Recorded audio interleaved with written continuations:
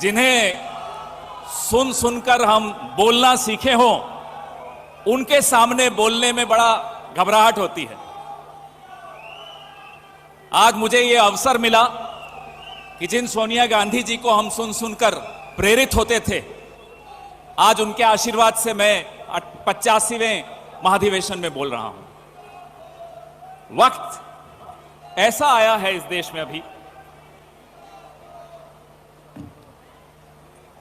Congress party, खड़गे साहब जब बोलते हैं उनकी वाणी में चूल्हे की महक होती है, मिट्टी की खुशबू होती है, और जब राहुल गांधी दहाड़ते हैं तो दिल्ली से नागपुर तक नेहरू गांधी बोलते रहते हैं हमारे प्रधानमंत्री जी और उनके पूरी नेता।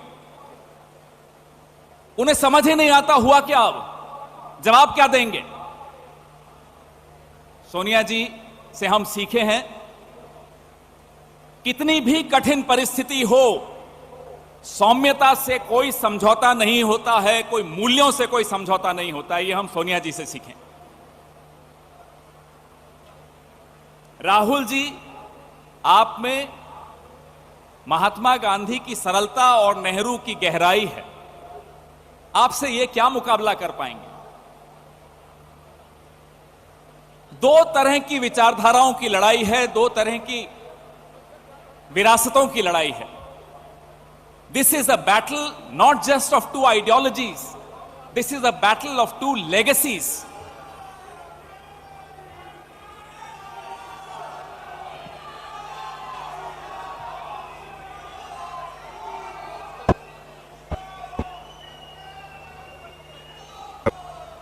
बीजेपी तो जब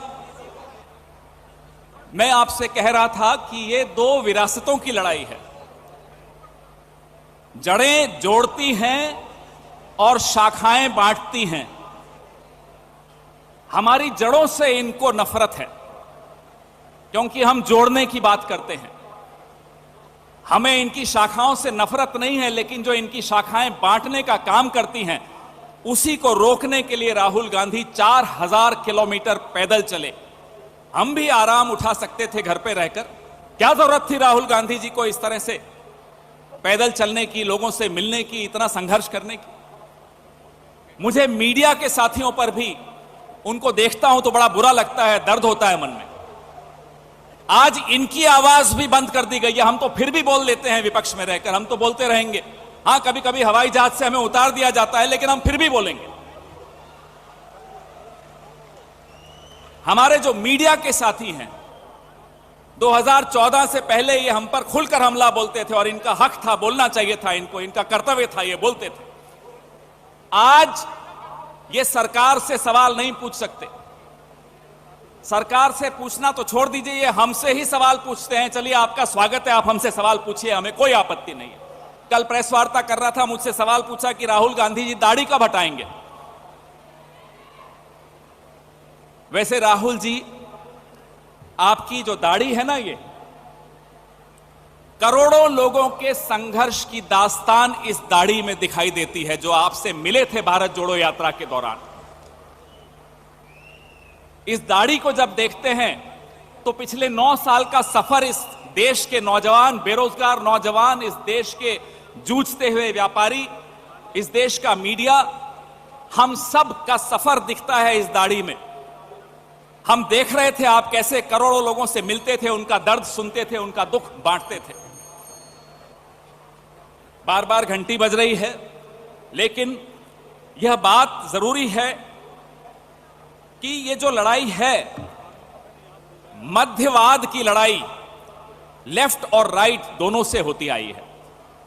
जो सेंट्रिज्म है, सेंट्रिज्म दोनों का सम्मिश्रण है, लेफ्ट का भी और राइट का भी।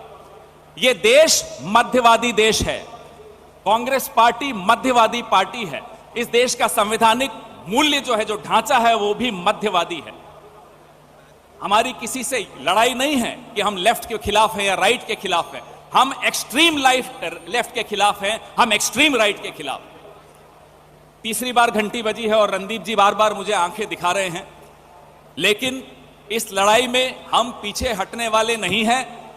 और तो क्या होगा, एक दो बार और हवाई जहाज से उतार देंगे, हम उतर जाएंगे, लेकिन लड़ते रहेंगे, आपकी आवाज उठाते रहेंगे, ये हमारा वादा है। क्योंकि मेरा नेता राहुल गांधी, मेरी नेता प्रियंका गांधी, मुझे आज तक वो डरते हुए नहीं दिखे, तो हम क्यों डरें? हम भी नहीं डरेंगे, लड़ेंगे, लड़ेंगे और जीतेंगे। जय हिंद, जय कांग्रेस।